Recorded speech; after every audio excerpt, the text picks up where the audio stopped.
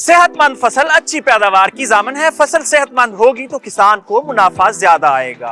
तिल की फसल पर कौन कौन सी बीमारियां आती हैं और उनको कैसे कंट्रोल किया जा सकता है, ये सब हम आपको बताने वाले हैं।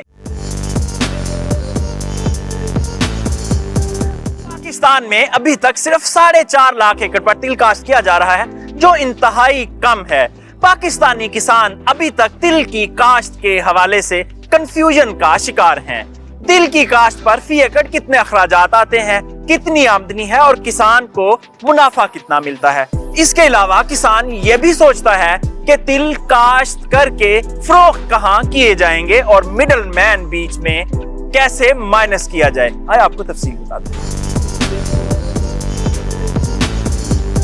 दुनिया भर में तिल की बढ़ती हुई डिमांड की वजह से इसकी कीमतों में भी मुसलसल इजाफा हो रहा है। फी एकड़ काश्त पर अखराजात की बात करें तो जमीन की तैयारी, बीज, खादें, पानी और जरी अद्वियात सब मिलाकर तकरीबन 30,000 रुपए बनते हैं। फी एकड़ कम से कम 10 मन पैदावार भी ले ली जाए तो 15,000 फी मन के हिसाब से 1.5 लाख रुपए फी एकड़ आमदन बनती है।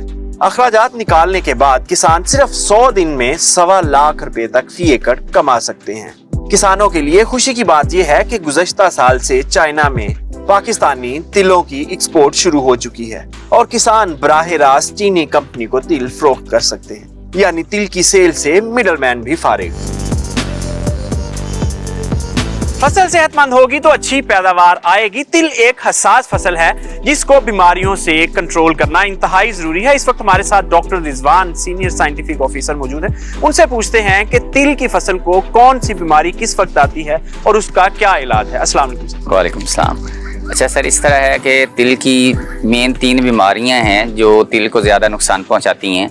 एक जो अभी तिल की जर्मिनेशन हो रही होती है और तकरीबन 10-15 दिन का पौधा होता है, उस वक्त बीमारी आती है जिसे हम सीडलिंग ब्लाइट या डैम्पिंग ऑफ कहते हैं। इसका कंट्रोल जो है वो ये है कि जब हमने सोइंग करनी है, जब हमने सीड लगाना है फील्ड में, तो उस वक्त उसकी सीड ट्रीटमेंट की जाए। और सीड ट्रीटमेंट के लिए थायोफिनेट मिथाइल एक बड़ा जो है वो सीड ट्रीटमेंट के लिए एक फंजीसाइड है, वो अवेलेबल है मार्केट में, वो यूज़ किया जा सकता है। इस बीमारी का इलाज ये है कि इसमें स्कोर के नाम से एक फंजीसाइड आ रही है। स्कोर है, टॉप्सन एम है, नेटिवो है, ये उसके बाद कार्बेंडाजीम है, ये भी जो है वो यूज़ की जा सकती हैं। और जो तीसरी बीमारी है वो है फाइलोडी की। ये जो बीमारी है वो उसकी रिप्रोडक्टिव स्टेज को टोटली रोक देती है। जब रिप्रोडक्शन ही ख़त्म हो जाती है तो ओवरऑल प्लांट की जो सीड रेट है वो थोड़ा होता है, उसमें सीड की जो ओवरऑल क्वांटिटी होती है वो थोड़ी होती है। यानी जब ये बीमारी आ जाए तब इसका कंट्रोल मुमकिन नहीं है, इससे पहले बिल्कुल ऐसे ही है।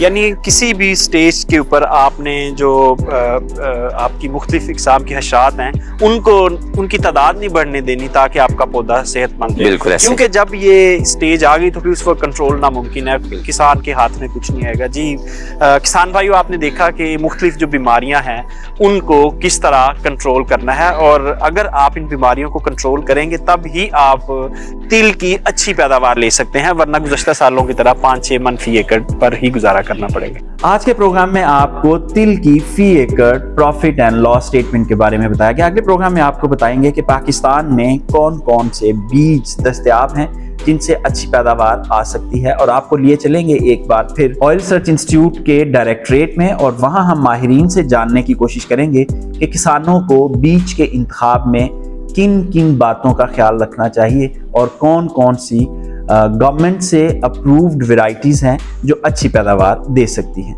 तो किसान न्यूज़ पर देखते रहिए तिल काश्त की मुकम्मल सीरीज़।